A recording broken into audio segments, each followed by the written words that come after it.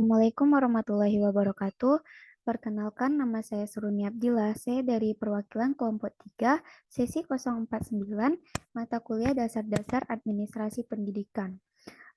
Baiklah, pada video kali ini, saya akan mempresentasikan materi mengenai budaya dan iklim organisasi. Baiklah, di sini saya akan memaparkan beberapa materi. Yang pertama mengenai pengertian budaya organisasi, yang kedua mengenai karakteristik budaya organisasi, dan yang ketiga mengenai macam-macam budaya organisasi, yang keempat mengenai pengertian iklim organisasi, yang kelima mengenai karakteristik iklim organisasi, dan yang keenam mengenai macam-macam iklim organisasi atau sekolah. Baiklah, yang pertama yaitu pengertian budaya organisasi. Adalah suatu karakteristik yang ada pada sebuah organisasi dan menjadi pedoman organisasi tersebut sehingga membedakannya dengan organisasi lainnya. Dengan kata lain, budaya organisasi adalah norma perilaku dan nilai-nilai yang dipahami dan diterima oleh semua anggota organisasi dan digunakan sebagai dasar dalam aturan perilaku dalam organisasi tersebut. Menurut Susanto, budaya organisasi adalah nilai-nilai yang menjadi pedoman bagi sumber daya manusia untuk menghadapi permasalahan eksternal dan usaha penyesuaian integrasi ke dalam organisasi. Dengan begitu, masing-masing anggota organisasi wajib memahami nilai-nilai yang ada dan sebagaimana mereka harus bertingkah laku atau berperilaku. Yang selanjutnya yaitu, menurut Gareth R. Jones, budaya organisasi adalah sebuah persepsi bersama yang dianut oleh masing-masing anggota organisasi, suatu sistem dari makna bersama. Baiklah, selanjutnya yaitu mengenai karakteristik budaya organisasi menurut UH tahun 2013. Yang pertama yaitu merupakan hasil belajar dalam pergaulan sosial dan tidak ada hubungannya dengan keturunan atau ciri-ciri biologis. Yang kedua, merupakan sistem nilai yang dianut dan dihayati bersama oleh segenap anggota kelompok sosial. Yang ketiga, hidup dari generasi ke generasi. Yang keempat, mengandung sifat simbolis dan muncul atas dasar kemampuan orang dalam menciptakan lambang yang mengandung nilai. Yang selanjutnya, menunjukkan pola, keteraturan, dan terintegrasi sebagai kebulatan yang mempunyai kemampuan adaptif atau dapat berubah karena merupakan manifesti dari mekanisme adaptasi dengan lingkungan. Baiklah, yang selanjutnya yaitu menurut Lutyens tahun 1992, yaitu karakteristik budaya organisasi terbagi atas 6. Yang pertama, peraturan perilaku yang harus dipatuhi. Ini dapat dijadikan pedoman dalam hubungan antara anggota organisasi, komunikasi, terminologi, dan upacara. Dan yang selanjutnya yaitu norma. Norma adalah berupa aturan tidak tertulis yang menentukan bagaimana cara bekerja. Yang ketiga yaitu nilai yang dominan, mengandung konsepsi yang jelas atau keyakinan tentang hal yang diinginkan atau diharapkan oleh anggota organisasi, seperti konsepsi tentang nilai kualitas, efisiensi tinggi, absensi rendah. Yang keempat yaitu filosofi, berkaitan dengan kebijaksanaan organisasi, serta menyangkut cara memperlakukan anggota organisasi dan pihak yang berkepentingan. Yang kelima, aturan, berisi petunjuk mengenai pelaksanaan tugas dalam organisasi. Yang keenam, iklim organisasi, menggambarkan lingkungan fisik organisasi, perilaku hubungan antar anggota, juga hubungan organisasi dengan pihak di luar organisasi. Baiklah, yang selanjutnya yaitu macam-macam organisasi menurut Manajemen Study Grid atau MSG. Yang pertama yaitu budaya normatif. Dalam budaya seperti itu, norma dan prosedur organisasi sudah ditentukan sebelumnya dan aturan dan peraturan ditetapkan sesuai dengan pedoman yang ada. Karyawan berperilaku dengan cara yang ideal dan secara ketat mematuhi kebijakan organisasi. Jadinya tidak ada karyawan yang berani melanggar peraturan dan berpegang teguh pada kebijakan yang telah ditetapkan. Yang kedua yaitu budaya pragmatis. Dalam budaya pragmatis, lebih banyak penekanan diberikan kepada klien dan pihak eksternal. Kepuasan pelanggan adalah motif utama karyawan dalam budaya pragmatis. Organisasi semacam itu memperlakukan klien sebagai dewa, dan tidak mengikuti aturan yang ditetapkan.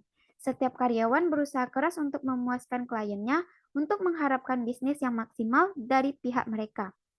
Yang ketiga yaitu budaya akademi.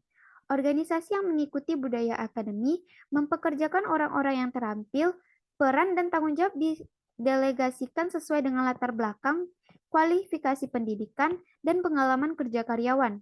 Organisasi yang mengikuti budaya akademi sangat khusus dalam melatih karyawan yang ada.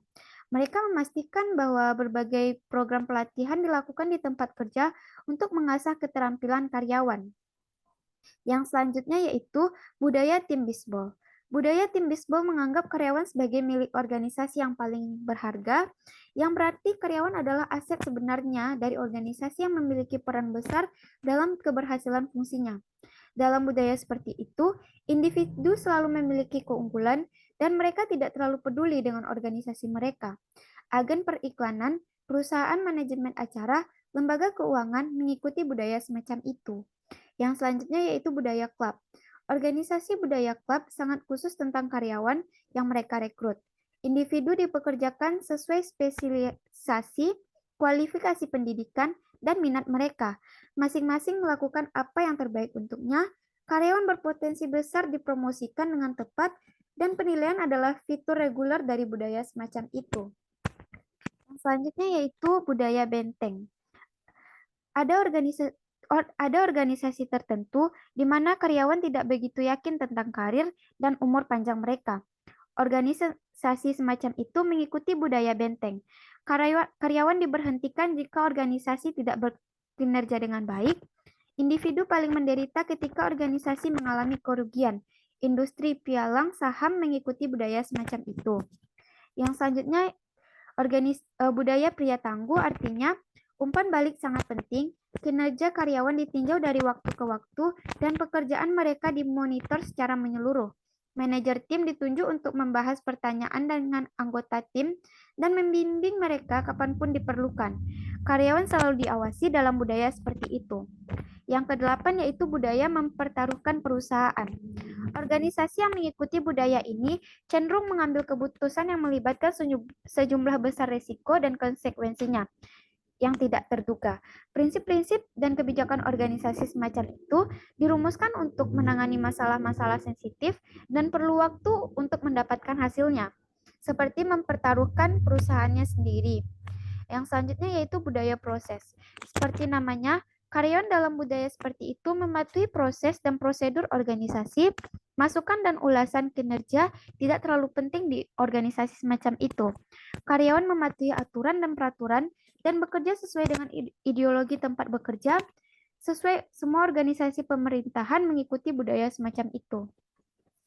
Selanjutnya yaitu pengertian iklim organisasi.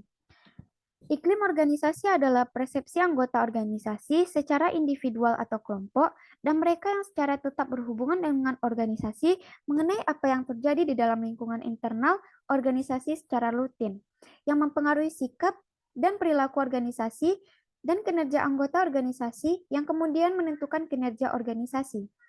Ini menurut Wirawan tahun 2015 halaman 122. Yang selanjutnya yaitu menurut Luntans dalam Simamora tahun 2015 halaman 34 menyatakan bahwa iklim organisasi adalah iklim yang merupakan lingkungan internal atau psikologi organisasi juga dapat dipandang dan dapat mempengaruhi perilaku para anggota di dalamnya. Dan iklim organisasi tersebut terbentuk karena adanya kegiatan-kegiatan di dalam organisasi. Sementara itu, menurut Reiches dan Schneider dalam Kaiser TDK tahun 2016 halaman 36, iklim organisasi adalah suatu persepsi atau anggapan bersama-sama mengenai kebijakan organisasi, pelaksanaan kebijakan dan prosedur-prosedur baik formal maupun informal berupa representasi dan tujuan-tujuan organisasi serta alat-alat dan cara-cara yang ditiru dan dijalankan untuk mencapai hasil yang diinginkan. Baiklah, selanjutnya yaitu karakteristik iklim organisasi. Yang pertama, iklim mengacu pada karakteristik lingkungan organisasi tempat para anggotanya bekerja. Karakteristik tersebut dapat bersifat eksternal atau internal. Karakter ini dirasakan secara langsung atau tidak langsung oleh anggota yang berada di lingkungan itu. Yang terakhir, menentukan iklim organisasi karena setiap anggota memiliki persepsi yang berbeda tentang lingkungan tempat mereka bekerja. Yang kedua yaitu iklim organisasi adalah perubahan sementara dalam sikap organisasi yang dapat disebabkan oleh berbagai alasan, yaitu hari-hari terakhir penutupan tahunan, proses pengurangan staf, kenaikan gaji secara umum, dan lain-lain. Misalnya, ketika motivasi meningkat, ada peningkatan iklim organisasi. Karena ada kegiatan untuk bekerja, dan kapan motivasi juga menurun baik karena frustasi atau karena alasan tertentu yang tidak memungkinkan untuk memuaskan kebutuhan. Karakteristik organisasi ini relatif permanen dari waktu ke waktu. Mereka berbeda dari suatu organisasi ke organisasi lain dan dari satu bagian ke bagian lain dalam perusahaan yang sama. Iklim bersama-sama dengan struktur dan karakteristik organisasi serta individu-individu yang menyusunnya membentuk suatu sistem saling ketergantungan yang sangat dinamis. Baiklah, selanjutnya yaitu macam-macam iklim organisasi. Yang pertama, iklim organisasi terbuka menurut Yuyun Rahmayuniawati dan Sri Mulyani dalam buku Kepemimpinan Organisasi tahun 2020. Iklim organisasi terbuka ditandai dengan adanya keterbukaan antara pemimpin serta anggotanya. Jadi, transparansi semua urusan dan organisasi sangat diutamakan. Tidak ada hal yang ditutupi karena untuk memajukan organisasi menjadi tujuan utamanya. Yang kedua, iklim organisasi tertutup. Dalam buku Iklim Organisasi Era Digital, Konseptual dan Operasionalisasi tahun 2001, karya Fakhri Zamzam dan Tin Yustini dalam jenis iklim organisasi tertutup, kelakuan fungsinya lebih besar. Hal ini terlibat dalam rantai komando yang lebih menekankan pada pribadi tiap individu daripada bentuk kerjasama. Oleh sebab itu, jenis iklim organisasi tertutup bisa menimbulkan ketidakdisiplinan pegawai dalam melakukan pekerjaannya. Selanjutnya, macam-macam iklim organisasi sekolah. Yang pertama, menurut Halvin dan Beckcroft dalam The Organizing Climates of School dalam Burhanuddin tahun 997-273 menyatakan ada 6 iklim organisasi yang menjadi kecenderungan iklim di sekolah, yaitu yang pertama iklim terbuka. Iklim terbuka sekolah yaitu adanya kerjasama dan saling menghormati antara kepala sekolah, guru, dan karyawan. Tanggung jawab dalam usaha mencapai tujuan dirasakan bersama. Tujuan organisasi biasanya dirumuskan bersama. Yang kedua yaitu iklim bebas. Iklim bebas adalah kepala sekolah sedikit atau jarang memperlakukan pengawasan. Semangat kerja muncul karena hanya untuk memenuhi kepuasan pribadi, guru dan karyawan merasa hidupnya bebas.